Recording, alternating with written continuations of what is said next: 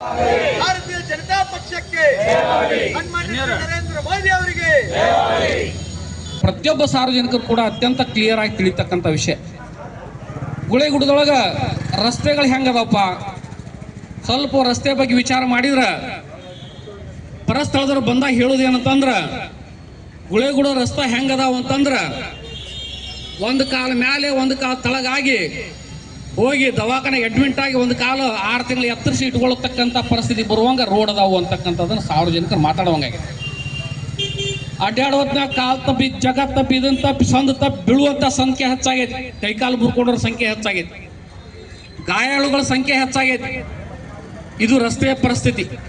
ಪ್ರತಿಯೊಂದು ರಸ್ತೆ ಆ ರೀತಿ ಹಂತಕ್ಕೆ ಬರೋದಕ್ಕೆ ಪುರಸಭೆ ನಿರ್ವಹಣೆ ಮಾಡ್ತಾ ಇರ್ತಕ್ಕಂಥದ್ದು ಮಾಡದೇ ಇರ್ತಕ್ಕಂಥದ್ದು ಸ್ಪಷ್ಟ ಕಾರಣ ಅಂತಕ್ಕಂಥದ್ದನ್ನು ಹೇಳಿಕ್ಕೆ ಇಚ್ಛೆ ಪಡ್ತೇನೆ. ಗಟಾರಗಳು ಸ್ವಚ್ಛನ ಆಗುವಲು, ಮಳಿ ಬಂದಾಗ ಸ್ವಚ್ಛ ಆಕವು, ಬ್ಯಾಸಿಗೆ ಬಂದಾಗ ಮತ್ತೆ ತುಂಬುತ್ತಾವ. ಇವ್ರದ್ದೇನೋ ಕೆಲಸನೇ ಇಲ್ಲ. ನೈಸರ್ಗಿಕವಾಗಿ ಭಗವಂತನೇ ಎಲ್ಲ ಮಾಡಿಸ್ಬೇಕಾಗೈತಿ. ಅವನ ಸ್ವಚ್ಛ ಮಾಡಿಸೋದು ಗಟಾರ. ಮತ್ತೆ ಮಳಿ ಬಂದಾಗ ಇವರೆಲ್ಲ ಅದನ್ನು ಫುಲ್ ಮಾಡೋದು, ಮುಂದಿನ ಸಲ ಮಳಿ ಬಂದಾಗ ಸ್ವಚ್ಛ ಆಗತ್ತಂತ ತಿಳ್ಕೊಂಡು. ಕಾಮಗಾರಿಗಳು ಎಷ್ಟರ ಮಟ್ಟಿಗೆ ನಡೆದಾವ ಅಂದ್ರೆ ಇವತ್ತು ಮಾಡಿರ್ತಾರ, ಒಂದು ತಿಂಗಳದೊಳಗೆ ಮತ್ತೆ ಒಡೆದು ಬಿಟ್ಟಿರ್ತದ. ನಮ್ಮ ಟೀಚರ್ ಸೊಸೈಟಿ ಈದಿಗಿರ್ತಕ್ಕಂಥ ಗಟಾರ, ಅಲ್ಲಿ ನಮ್ಮ BJP ಆಫೀಸ್ ಐತಿ ಮೇಲ್ಗಡೆ. ಯಾವಾಗ ನಾವು BJP ಆಫೀಸ್ಗೆ ಹೋಗಿ ಬರ್ತೀವಿ ಹೊತ್ನಾಗ ನಾವು ಕುಂಟಾಡ್ಕೊಂತ ಜಗ್ಗಾಡ್ಕೊಂತ ಹಾರಾಡ್ಕೊಂತ ಹೋಗ್ಬೇಕು ಒಳಗೆ. ಒಂದ್ಸಲ ಬಂದ್ರು, ಇಲ್ರಿ ನೀರು ಭಾಳ ಹರಿತೈತಿ ಇಲ್ಲೇ ಸಾಹೇಬ್ರ, ಇಲ್ಲೊಂದು ಗಟಾರ ಮಾಡ್ತೀವಿ ಅಂತಂದು. ಚಲೋ ತಂಗ ಮಾಡ್ರಪ್ಪ, ಏನು ತೊಂದರೆ ಅಲ್ಲ ಮಾಡ್ರಿ ಅಂತ ಹೇಳಿದ್ವಿ. ಮಾಡಿದ್ರಿ, ಒಂದು ರೋಡ್ ಬಿಟ್ಟು ಒಂದು ಫೂಟ್ ಎತ್ತರ ಮಾಡಿದ್ರು. ಅದನ್ನ ಮೊದಲು 1 ಫೂಟ್ ಎತ್ತರ ಮಾಡಿ ಹಾಕಿದ್ರು. 1 ಫೂಟ್ ಎತ್ತರ ಮಾಡಿ ಹಾಕಿದ ಮೇಲೆ ಅಡ್ಡಾಡೋರಿಗೆ ಭಾಳ ತ್ರಾಸ ಹಾಕ್ಸೋರಾತು. ಇನ್ನೇನು ಅದನ್ನ ಹೊಡಿಬೇಕಂತ ನೋಡಿದಾಗ ಮಳಿ ಬಂತು, ಮಳೆಯಾಗ ತಾಣ ಕೊಚ್ಕೊಂಡು ಹೋಗ್ಬಿಡ್ತದೆ, ಎಲ್ಲ ಉಳಿಯಲಿಲ್ಲ. ಮ್ಯಾಗಿಂದೆಲ್ಲ ಹರ್ಕೊಂಡು ಹೋತು, ಕೊರಕಲಿ ಬಿತ್ತು, ಮತ್ತೆ ಅವಳಿಗೆ ಗಟಾರ ನೀರು ನಿಂದ್ರದು ಹಂಗ ನಿಂದ್ರಾಕತ್ತ. ಹೇಳಿದ್ರಂದ್ರೆ ಯಾರಿಗೂ ಕೂಡ ವೈಜ್ಞಾನಿಕವಾಗಿ ಇಂಜಿನಿಯರ್ಗಳು ಅದಾರೋ ಸತ್ತಾರೋ ನಮಗೆ ತಿಳಿಯವಲ್ದಾಗೈತಿ. ಅಧಿಕಾರಿಗಳು ನೋಡ್ತಾರೋ ನೋಡಂಗಿಲ್ಲೋ ತಿಳಿಲಾರ್ದಂಗಾಗೈತಿ. ಏನೂ ಇಲ್ಲ ಒಟ್ಟು ಕೆಲಸನ ಮಾಡಂಗಿಲ್ಲ, ಅದು ಹಂಗೆ ಉಳಿತು. ಇವತ್ತು ನೀವು ಹೋಗಿ ನೋಡಿದ್ರೆ ಎಷ್ಟು ಅಸ್ತವ್ಯಸ್ತ ಐತೆ ಅಂತ ಅನ್ನೋದು ಸ್ಪಷ್ಟವಾಗಿ ಗೋಚರ ಆಗ್ತೈತೆ ಅಲ್ಲಿ ಹೋದು. ಇನ್ನು 24x7 ನೀರಿನ ವ್ಯವಸ್ಥೆ ಗುಳೆಗುಡಕ್ಕೆ ಬಂತು. ಇದೀಗ ಪಟ್ಟಣ ಶೆಟ್ಟಿ ರವಿ ಅಣ್ಣವ್ರು ಮಾತಾಡುವಾಗ ಹೇಳಿದರು, ಅದೇ ರೀತಿ ಉಳಿದವರು ಕೂಡ ಮಾತಾಡೋರು, ನಮ್ಮ ಅಶೋಕ್ ಹೆಗಡೆ ಅವರು ಮಾತಾಡುವಾಗ ಹೇಳಿದರು, ಭಾರತೀಯ ಜನತಾ ಪಾರ್ಟಿ ಸರ್ಕಾರ ಇರ್ತಕ್ಕಂಥ ಸಂದರ್ಭದೊಳಗೆ ನಮ್ಮೆಲ್ಲರ ಇಚ್ಛೆ ಮೇರೆಗೆ ಸನ್ಮಾನ್ಯ ಯಡಿಯೂರಪ್ಪನವ್ರಿಗೆ ಬಂದಿದ್ರು, ಕಾರಜೋಳ ಸಾಹೇಬರು ಬಂದಿದ್ರು, ಅನಂತಕುಮಾರ್ ಅವರು ಬಂದಿದ್ರು. ಅವರೆಲ್ಲ ಹೇಳಿ ಹೋಗಿದ್ರು, ನೀರನ್ನು ಬಿಸ್ಲೇರಿ ವಾಟರ್ ಬಾಟಲ್ನ ನೀವು ದೊಡ್ಡವ್ರು ಕುಡಿತಾರ ಅಂತ ತಿಳ್ಕೊಂಡ್ರಿ, ತಪ್ಪು ಭಾವನೆ. ಗುಳೆಗುಡದೊಳಗೆ ಪ್ರತಿಯೊಬ್ಬರು ಕೂಡ ಬಿಸ್ಲೇರಿಯಷ್ಟು ಕ್ಲಿಯರ್ ಇರುವಂಥ ನೀರನ್ನು ನಾವು ಸರ್ಕಾರ ಕೊಡ್ತತಿ ಅಂತಕ್ಕಂಥದ್ದು ಹೇಳಿ ಹೋಗಿತ್ತು. ಅದೇ ರೀತಿ ಒಳಗೆ ಬಂದಿರತಕ್ಕಂಥ ಮುಂದೆ ಸರ್ಕಾರ ಇಲ್ಲಿ ಶಾಸಕರಾಗಿರ್ತಕ್ಕಂಥ ಎಂ ಕೆ ಪಟ್ಟಣ ಶೆಟ್ಟರು ನಮ್ಮೆಲ್ಲರ ಪ್ರಯತ್ನ ವಿಷಯ ನಾವೆಲ್ಲ ಸೇರ್ಕೊಂಡು ಅವ್ರ ಜೊತೆ ಪ್ರಯತ್ನ ಮಾಡಿ ಅವರ ಒಂದು ವಿಶಿಷ್ಟವಾಗಿರ್ತಕ್ಕಂಥ ಪ್ರಯತ್ನದಿಂದ ಕೃಷ್ಣಾ ನದಿ ಡ್ಯಾಮ್ನಿಂದ ಸುಮಾರು ಇಲ್ಲಿಂದ 60 ಕಿಲೋಮೀಟರ್ ಆಕತ್ತೆ. ಅಲ್ಲಿಂದ ಪೈಪ್ಲೈನ್ ಮೂಲಕ ಗುಳೆಗುಡ್ಡ ಕಮತಿಗೆ ನೀರನ್ನು ತಂದು ಕಮತಿಗೆ ಒಳಗೆ ಫಿಲ್ಟರ್ ಮಾಡಿ ಗುಳೆಗುಡ್ಡಕ್ಕೆ ಕೊಡ್ತಕ್ಕಂಥ ವ್ಯವಸ್ಥೆಯನ್ನು ಅವತ್ತಿನ ದಿವಸ ತಂತು. ಸುಮಾರು 60 ಕೋಟಿ ರೂಪಾಯಿಗಳಿಗೆ ಅವತ್ತಿನ ದಿವಸ ಖರ್ಚಾಗಿತ್ತು ಸುಮಾರು.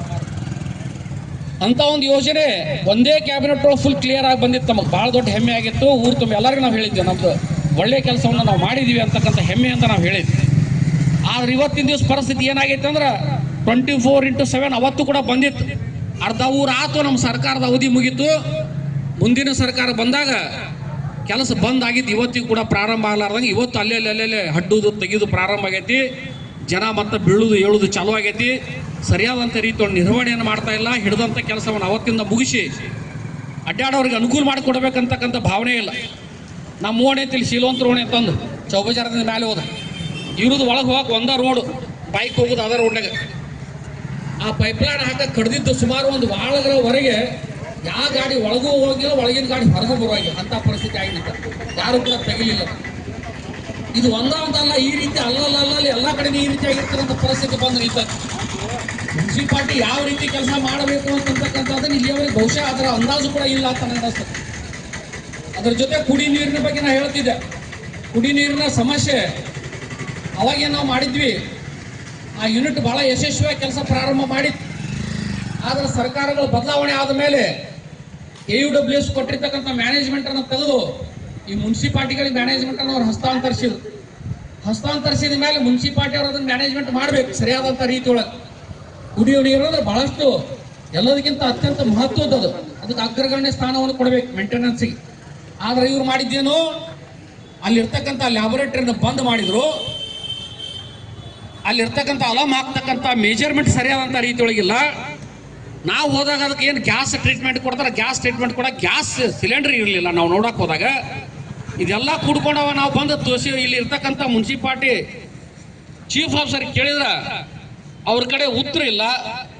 ಆ ಪಾಪ ವ್ಯಕ್ತಿ ಏನು ಮಾಡ್ಬೇಕು, ಸರ್ಕಾರ ಕಡೆಯಿಂದ ಏನೋ ಅನುಕೂಲ ಸಿಗೋಗಿಲ್ಲ, ಇಲ್ಲಿ ರೊಕ್ಕ ತಿನ್ನಕಂತ ಇವ್ರು ತಯಾರಾಗ್ಯಾರ, ಅದಕ್ಕೆ ಅವ್ರು ಸಹಕಾರ ಕೊಡಾಕತ್ತಾರ ರೊಕ್ಕ ತಿನ್ನೋರಿಗೆ. ಹಿಂಗಾಗಿ ಅವ್ರಿಗೇನು ಬಾಧನೂ ಇಲ್ಲ, ಏನೂ ಇಲ್ಲ. ಹಿಂಗಾಗಿ ಅವ್ರ ಪಾಪ ಏನು ಮಾಡ್ಬೇಕು, ಏನು ಮಾಡೋಕ್ಕಾಗಲಿ. ಅದನ್ನು ನಾವು ಕಂಪ್ಲೇಂಟ್ ಮಾಡಿದ್ವಿ. ಅದೇ ಅಮೀನ್ಗಡ ಮತ್ತು ಕಮತ್ಗಿ ಗ್ರಾಮದವರು ಅದೇ ನೀರನ್ನು ತಗೊಂತಾರೆ. ಅವರು ಕೂಡ ಅವ್ರ ಊರಿಗೆ ಎಷ್ಟು ನೀರು ಬೇಕು ಆ ನೀರಿಗೆ ಬೇಕಾದಂಥ ಶೇಖರಣೆಗೆ ಎಕ್ಸ್ಟ್ರಾ ಟ್ಯಾಂಕ್ಗಳನ್ನು ಮಾಡುವ ಮೂಲಕ ಅವರು ತಮ್ಮ ನೀರಿನ ಶೇಖರಣೆ ಸರಿಯಾದಂಥ ರೀತಿಯೊಳಗೆ ಮಾಡಿಕೊಂಡು, ಆದ್ರೆ ಗುಡಕ್ಕೆ ಬೇಕಾಗಿರ್ತಕ್ಕಂಥ ನೀರಿನ ಶೇಖರಣೆ ಮಾಡಿಕೊಳ್ಳುವಂಥ ವ್ಯವಸ್ಥೆಯನ್ನು ಇವ್ರು ಯಾರೂ ಕೂಡ ಮಾಡಿಲ್ಲ. ಅಲ್ಲಿ ಇನ್ನೂ ಎಕ್ಸ್ಟ್ರಾ ಟ್ಯಾಂಕ್ಗಳನ್ನು ಹಾಕಬೇಕು, ಹೊಸ ಟ್ಯಾಂಕ್ಗಳನ್ನು ಮಾಡಬೇಕು. ಅದು ಮಾಡಕ್ಕೆ ಇವ್ರ ಕಡೆ ಇವತ್ತಿಗೂ ಆಗಿಲ್ಲ. ಆ ದುಡ್ಡನ್ನು ಕೂಡ ಇಲ್ಲಿ ಶಾಸಕರು ಕೊಡಬೇಕು, ಅವ್ರು ಕೊಟ್ಟಿಲ್ಲ, ಸರ್ಕಾರನೂ ಕೂಡ ಕೊಟ್ಟಿಲ್ಲ. ಈ ಪರಿಣಾಮಕ್ಕಾಗಿ 24/7 ಅಂತ ಹೇಳ್ತೀವಿ, ಆ ನೀರನ್ನು ಕೊಡ್ತಕ್ಕಂಥ ವ್ಯವಸ್ಥೆ ಇವ್ರ ಕಡೆ ಆಗ್ತಾ ಇಲ್ಲ. ಯಾಕಂದ್ರೆ ನೀರಿನ ಶೇಖರಣೆ ಮಾಡೋಕ್ಕಾಗಂಗಿಲ್ಲ. 24 ತಾಸು 7 ವಾರಗಳವರೆಗೆ ನೀರು ಬರ್ತಿರ್ಬೇಕು. ಅದರ ಯೋಜನೆ ಅರ್ಥ ಯಾವಾಗಲೂ ಕೂಡ ಬಂದ್ ಆಗಂಗಿಲ್ಲ. ಆದ್ರೆ 1 ತಾಸು 1.5 ತಾಸು, ಕೆಲವು ಏರಿಯಾದಾಗ 2 ತಾಸು ಇಷ್ಟು ಕೊಟ್ರೆ ಅಂದ್ರೆ ಮುಂದೆ ನೀರು ಕೊಡಕ್ಕೆ ಇವ್ರಂತ ಟ್ಯಾಂಕ್ನ ನೀರೇ ಇರಂಗಿಲ್ಲ. ಮತ್ತು ಅಲ್ಲಿ ಈ ಕೃಷ್ಣಾ ನದಿಯಿಂದ ನೀರು ಪಂಪ್ ಆಗಬೇಕು, ಆ ನೀರು ಬಂದು ಇಲ್ಲಿ ಶೇಖರಣೆ ಆಗಬೇಕು. ಶೇಖರಣೆ ಆಗಿರ್ತಕ್ಕಂಥ ನೀರು ಎಷ್ಟೈತಿ ಅಷ್ಟು ಮಾತ್ರ, ಎಷ್ಟು ವಾಡಿಗೆ ಬೇಕು ಅಷ್ಟು ವಾಡಿಗೆ ಕೊಡ್ತಕ್ಕಂಥದ್ದು ವ್ಯವಸ್ಥೆ. ಅದನ್ನ ಬಿಟ್ಟು ನೀರು ವ್ಯವಸ್ಥೆನೇ ಇಲ್ಲಿ ಬರುತ್ತೆ. ಇದು ಎಷ್ಟರ ಮಟ್ಟಿಗೆ ಸರಿ ಹೋಗುತ್ತೆ ಅನ್ನೋದು ನಾವೆಲ್ಲ ಅರ್ಥ ಮಾಡ್ಕೋಬೇಕಾಗೈತೆ. ಅದೇ ರೀತಿಯಲ್ಲಿ ಲ್ಯಾಬೊರೇಟರಿಯನ್ನು ತೆಗೆದು ಹಾಕ್ಯಾರ. ಲ್ಯಾಬೊರೇಟರಿ ಕೆಲಸ ಮಾಡಂಗಿಲ್ಲ. ಐತಿ ಲ್ಯಾಬೊರೇಟರಿ ಕಟ್ಟಿರ್ತಕ್ಕಂಥದ್ದು, ಟೇಬಲ್ಲು ಕುರ್ಚಿ ಎಲ್ಲ ಅದಾವು ಒಳಗೆ, ಆದ್ರೆ ಹಂಗಾದವು, ಅದಕ್ಕೆ ಕೆಲಸ ಇಲ್ಲ.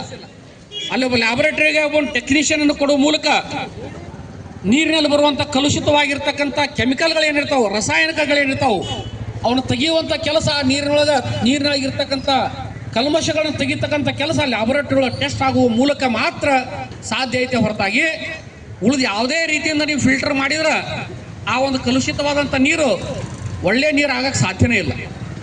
ಯಾಕೆ ನೀರು ಕಲುಷಿತ ಆಗುತ್ತೆ ಅಂತಕ್ಕಂಥದ್ದನ್ನು ಹೇಳಲಿಕ್ಕೆ ಇಚ್ಛೆ ಪಡ್ತೇನೆ. ನಾನು ಒಂದು 2 ನಿಮಿಷ ಮಾತಾಡ್ತೀನಿ, ಭಾಳ ಮಾತಾಡಂಗಿಲ್ಲ. ಮಳೆ ಆದಾಗ ಹೊಲ ಗದ್ದೆಗಳಿಗೆಲ್ಲ ನೀರು ಹರಿದು ಅದೆಲ್ಲ ಬಂದು ಹಳ್ಳ ತೊರೆಗಳಿಗೆ ಸೇರಿಕೊಂಡು ನದಿಗೆ ಬಂದು ಸೇರ್ತದೆ. ನದಿಗೆ ಬಂದಿರ್ತಕ್ಕಂಥ ನೀರು ಬಂದು ರಿಸರ್ವಾಯರ್ನ ನಿಲ್ತತಿ. ಅಲ್ಲಿಂದ ನಮ್ಮ ಊರಿನ ಪಂಪ್ಗಳು ಕೆಲಸ ಮಾಡುವ ಮೂಲಕ ಅದನ್ನು ತಂದು ಕಮತ್ಗಿಗೆ ನೀರನ್ನು ಹಾಕ್ತಾವೆ. ಆ ಏನು ಹೊಲ ಗದ್ದೆಗಳಿಗೆ ಹರಿದು ಬಂದಿರತಕ್ಕಂಥ ನೀರೇನಿರ್ತತಿ, ಆ ಹೊಲಕ್ಕೆ ಹೊಡೆದಿರ್ತಕ್ಕಂಥ ರಾಸಾಯನಿಕಗಳಿರ್ಬೋದು, ಗೊಬ್ಬರಗಳಿರ್ಬೋದು, ಅವು ಕೂಡ ನೀರಿನ ಔಷಧದೊಳಗೆ ತೇಲಿ ಬರ್ತೈತಿ. ನೀರಿನೊಳಗೆ ಆ ಕೆಮಿಕಲ್ಗಳು ಕೂಡಿರ್ತಾವೆ. ಆ ಕೂಡಿರ್ತಕ್ಕಂಥ ಕೆಮಿಕಲ್ಗಳು ನೀರನ್ನು ಕಲುಷಿತ ಮಾಡಿರ್ತೈತಿ. ಒಂದ್ಸಲ ಕೆಮಿಕಲ್, ಯಾವುದೋ ಒಂದು ಕೆಮಿಕಲ್ ನೀರಿನ ಕುಡಿದ್ರೆ ಅದಕ್ಕೆ ಮತ್ತೆ ನಾವು ರಾಸಾಯನಿಕವಾಗಿನ ಆ ಕೆಮಿಕಲನ್ನು ನಾವು ಜೀರೋ ಮಾಡಬೇಕು. ಹೊರತಾಗಿ ಫಿಲ್ಟರ್ ಮಾಡುವ ಮೂಲಕ, ಸೋಸುವ ಮೂಲಕ ಆ ಒಂದು ಕೆಮಿಕಲ್ ನೀರಿನಿಂದ ಹೊರಗೆ ಹೋಗಂಗಿಲ್ಲ. ಅದರ ಸಲುವಾಗಿ ಲ್ಯಾಬೊರೇಟರಿ ಇರ್ತೈತಲ್ಲ, ಆ ಲ್ಯಾಬೊರೇಟರಿ ಟೆಸ್ಟ್ ಮಾಡ್ತಾರೆ. ಯಾವ್ಯಾವ ಸೀಸದ ಪ್ರಮಾಣ ಎಷ್ಟೈತಿ, ಸಲ್ಫರ್ ಪ್ರಮಾಣ ಎಷ್ಟೈತಿ, ಯೂರಿಯಾ ಪ್ರಮಾಣ ಎಷ್ಟೈತಿ ನೀರಿನೊಳಗೆ, ಇವೆಲ್ಲವನ್ನು ಕೂಡ ಟೆಸ್ಟ್ ಮಾಡ್ತಾರೆ. ಮಾಡಿ ಅದಕ್ಕೆ ಯೋಗ್ಯವಾಗಿರ್ತಕ್ಕಂಥ ಕೆಮಿಕಲನ್ನು ಹಾಕುವ ಮೂಲಕ ಅಲ್ಲಿರ್ತಕ್ಕಂಥ ನೀರಿನಲ್ಲಿರ್ತಕ್ಕಂಥ ಏನು ವಿಷಯುಕ್ತವಾಗಿರ್ತಕ್ಕಂಥ ರಾಸಾಯನಿಕ ಏನಿರ್ತೈತಿ ಅದನ್ನು ತೆಗೆಯುವಂಥ ಕೆಲಸ ಮಾಡ್ತಾರೆ. ಅದನ್ನು ಇವತ್ತಿನ ದಿವಸ ಮಾಡಲಾರ್ದೆ ಬರೀ ಅಲಮ ಕುಡಿಸೋದು, ಗ್ಯಾಸ್ ಬಿಡೋದು, ಮತ್ತೆ ನೀರು ನೋಡೋದಕ್ಕೆ ಕ್ಲಿಯರ್ ಕಾಣಿಸ್ತೈತಿ. ಆ ನೀರನ್ನು ನಮಗೆ ಕುಡಿಯಕ್ಕೆ ಕೊಟ್ಟಾಕತ್ತಾರ. ಆ ನೀರಿನೊಳಗೆ ಕೆಮಿಕಲ್ಗಳು ಅದಾವು. ಇದ್ರ ಪರಿಣಾಮ ಏನಾಗ್ತೈತಿ, ಕೆಮಿಕಲ್ನ ಪರಿಣಾಮ ಏನಾಗುತ್ತೆ ಅನ್ನೋದು ನೀವು ಅರ್ಥ ಮಾಡ್ಕೋಬೇಕು. ಕೆಮಿಕಲ್ನ ಪರಿಣಾಮ ಏನಾಗತ್ತಂದ್ರೆ ಮಕ್ಕಳೊಳಗೆ, ಸಣ್ಣ ಸಣ್ಣ ಮಕ್ಕಳೊಳಗೆ ಇವತ್ತಿನ ನೋಡಾಕತ್ತೀರಿ ನೀವು. 18-20 ವರ್ಷದ ವಯಸ್ಸಿನ ಮಕ್ಕಳು ಎಸಿಡಿಟಿ ಸಮಸ್ಯೆಯಿಂದ ಬಳಲಾಕತ್ತಾರ. ಎಸಿಡಿಟಿ ಆಗತ್ತ, ಹೊಟ್ಟಿ ನಿಬ್ರಾಗ್ತೈತಿ, ಹೊಟ್ಟಿ ಜಾಡ್ಸೋದಾಕತ್. ಕೆಲವು ವ್ಯಕ್ತಿಗಳಿಗೆ, ಕೆಲವು ಮಂದಿಗೆ ಸ್ವಲ್ಪ ಗಾಳಿ ಬದಲಿ ಅಲ್ಲಿ ನೆಗಡಿ ಬರ್ತೈತಿ, ಕೆಲವೊಬ್ಬರಿಗೆ ಜ್ವರ ಬರ್ತಾವ. ಇದೆಲ್ಲ ಯಾಕಾಗತ್ತಂತಂದ್ರ ಮನುಷ್ಯರಲ್ಲಿ